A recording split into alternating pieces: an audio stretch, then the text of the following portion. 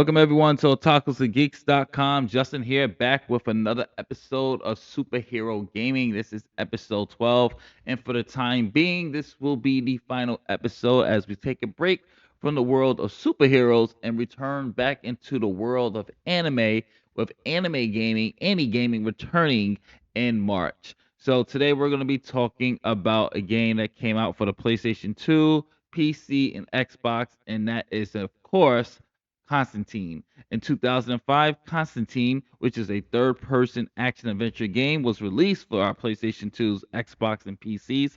Was developed by Bits Studio and published by THQ. The game is based on the 2005 film of the same name, which stars John Wick himself, Keanu Reeves, as John Constantine. While the movie itself was divided, fans of the Hellblazer comic series, the game attempted to expand on the film's universe, delivering a unique take on the story of our favorite chain smoking exorcist. So let's talk a little bit about the story, gameplay, graphics, and of course sounds.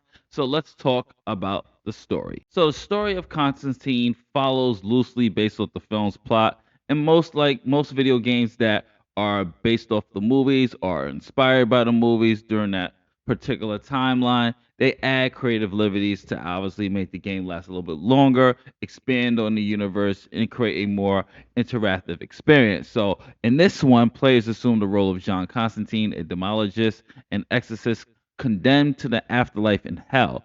Constantine is caught in the eternal struggle between heaven and hell, seeking redemption while battling demonic forces. The story begins with Constantine investigating a cursed artifact, the Spear of Destiny, which holds the power to shift the balance of power between realms.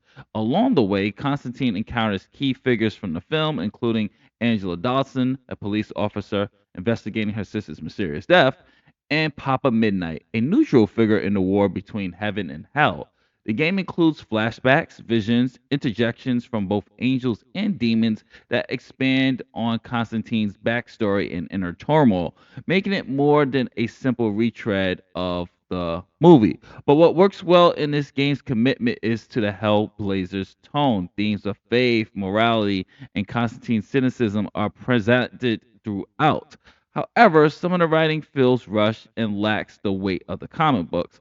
Players familiar with the film will enjoy seeing moments recreated in gameplay form, while newcomers may find the world intriguing but underdeveloped. And speaking of gameplay, let's talk a little bit about that.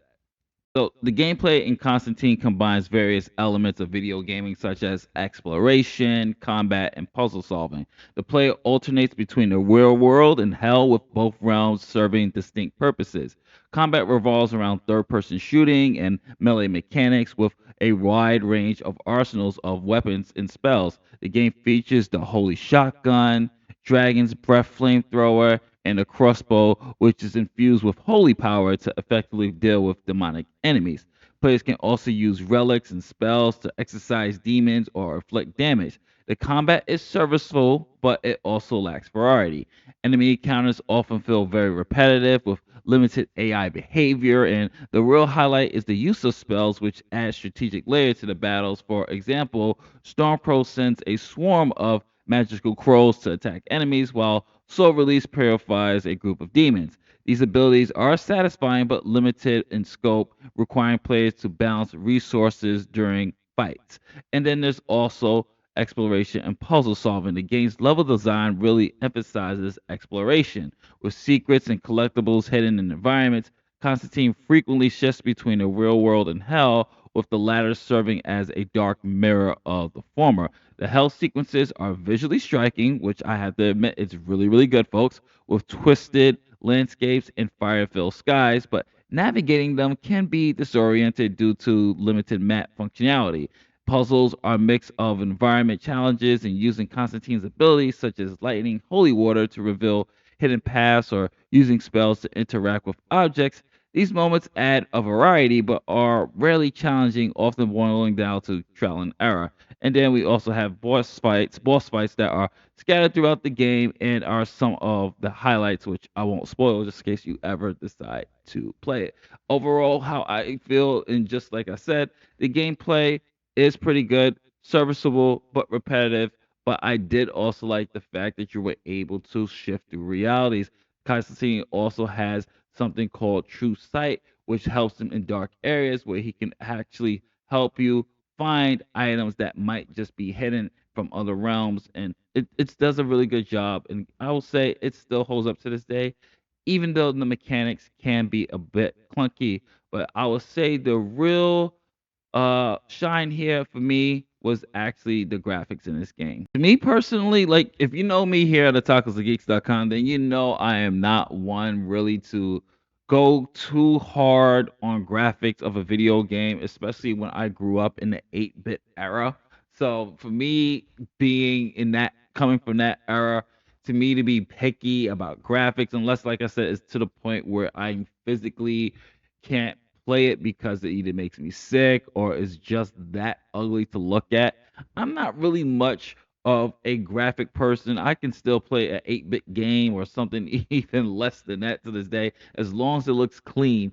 And for a 2005 game, I believe that just replaying this for this video, Constantine still holds up in the visual department. I thought that the atmospheric sequences, especially in Hell, do a great job of really capturing that fire and brimstone. The demon designs are really on point, and just the gritty streets of Los Angeles. And the character models, believe it or not, it does a great job of striking a resemblance to Keanu Reeves. Yeah, the textures could be low resolution and animations might feel a little bit stiff and robotic, but the lip syncing during the cutscenes, while a bit inconsistent, it still does a really good job, and the lighting effects are some of the strongest aspects of the game, especially in moments where the spells light up the dark areas and when holy artifacts radiate power. So for me, Constantine does a good job when it comes to the graphics. It still holds up to this day. Yeah, it had a little frame rate drop when it was like a multiple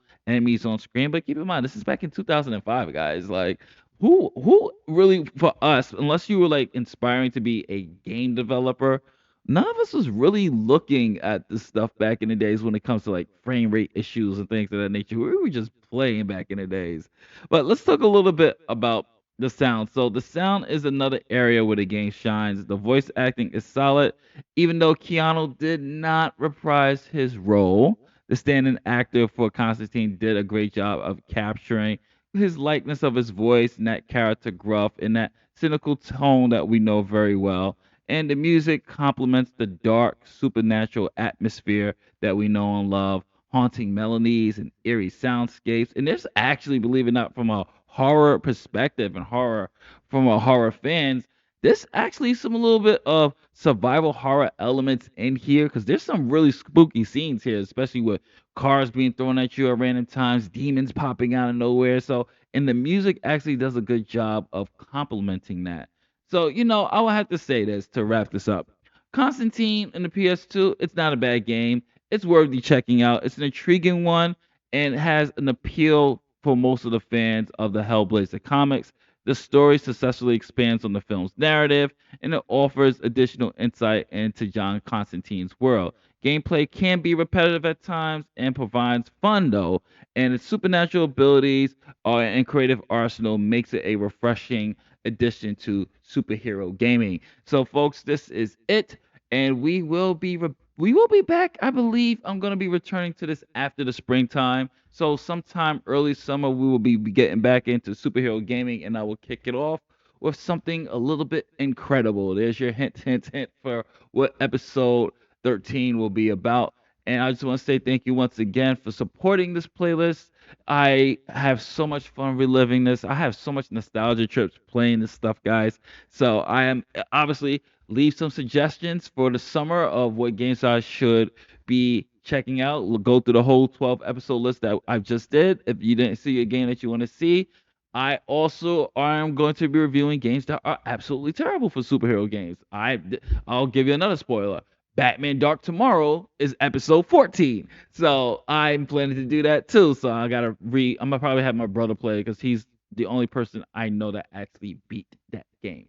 So anyway, I'm gonna wrap this up, folks. If you like what we did here, hopefully we earned your subscription. Please hit the subscribe button, the like button, and notification bell. I will catch you guys back with superhero gaming in the summer, but don't forget Indie gaming is back in March. So we'll get back to that later days.